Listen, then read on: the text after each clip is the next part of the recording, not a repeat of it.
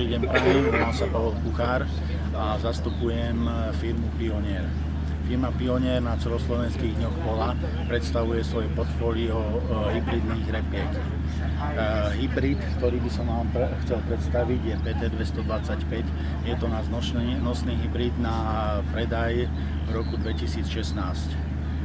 Tento hybrid je hybrid novej generácie, ktorý má vysokú odolnosť voči foamovej hnilobe a voči bielej hnilobe.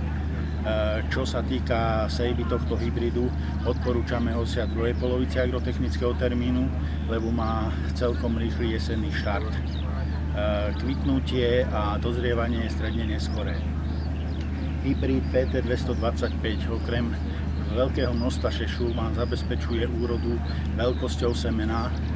V roku 2014 na Malom Šariši na Úsupe bol to hybrid, ktorý mal najväčšiu HTZ-ku 6,77 g hmotnosť 1000 semien.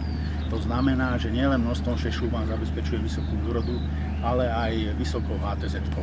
Je to hybrid, ktorý má budúcnosť a ktorý chceme pestovať na našich poliach.